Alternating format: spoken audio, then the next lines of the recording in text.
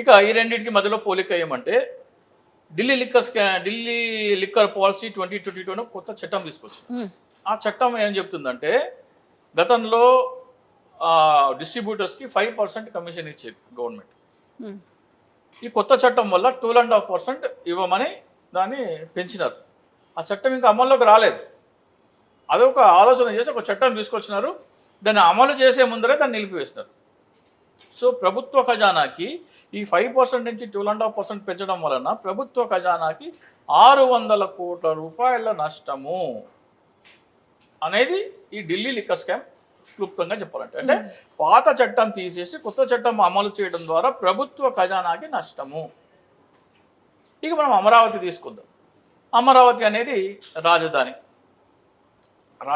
కట్టాలని అనుకున్నారు. రాజధాని కట్టాలంటే భూమి కావాలా. భూమి కావాలంటే ప్రభుత్వం దగ్గర రెండు ఆప్షన్స్ ఉంటాయి. ఒకటి ప్రభుత్వ భూమి కావాలా, లేదా రైతుల దగ్గర భూమి కొనాలి. ఈ చంద్రబాబు నాయుడు గారు తీసుకొచ్చిన ల్యాండ్ పూలింగ్ స్కీమ్ ఏం చెప్తుందంటే ఒక రైతు ప్రభుత్వానికి 1 ఎకరం స్థలం ఇస్తే ఆ రైతుకి 1000 గజాల రెసిడెన్షియల్ ప్లాట్ ఇస్తారు, 200 గజాల కమర్షియల్ ప్లాట్ ఇస్తారని చెప్తున్నారు. 1 ఎకరంలో 4740 గజాలు ఉంటాయి. రైతుకి వీళ్ళు 1200 ఇస్తామంటారు. కొన్ని చోట్ల 13 కూడా ఉన్నది. మనం 1200 లెక్కలో తీసుకుంటాం. అంటే 25% ల్యాండ్ రైతులకు ఇస్తామంటున్నారు. మిగతా దాంట్లో ఒక 50% ఏమో రోడ్లు, పార్కులు, భవనాలు, కాలేజీలు, యూనివర్సిటీలు, హాస్పిటల్ వీటన్నిటి కోసం, వీకర్ సెక్షన్కి హౌసింగ్ వాళ్ళందరి కోసం ఒక 50% పక్కన పెట్టింది. ఇంకా మిగిలింది 25%. చంద్రబాబు నాయుడు ఏం చెప్తున్నాడంటే ఈ ప్రభుత్వం దగ్గర మిగిలిన 25% భూమి విలువ అమరావతి జగన్మోహన్ రెడ్డి రాజధానిగా కొనసాగి ఉంటే 5 లక్షల కోట్లు ఏదంటున్నాడు ఆయన. ఆ వీడియో ఉంది, ప్లే చేస్తారు. చంద్రబాబు నాయుడు అన్నడా లేదా అనేది ప్రజలకు తెలియాలి. అమరావతి పూర్తయి ఉంటే 2 లక్షల నుంచి 5 లక్షల కోట్ల రూపాయలు ప్రభుత్వానికి ఆస్తి మిగిలేది. ఆస్తి అంటే ఆదాయం వచ్చేది.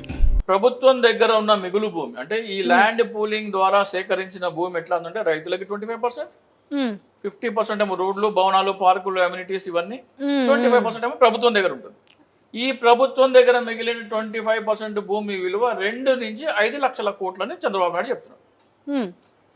ప్రభుత్వం దగ్గర ఉన్న భూమి 25% అయినప్పుడు దాని విలువ 5 లక్షల కోట్లు అయినప్పుడు రైతుల భూమి కూడా 25% కాబట్టి దాని విలువ ఎంత కావాలా? సేమ్ కావాలి, 5 లక్షల కోట్లు కావాలి.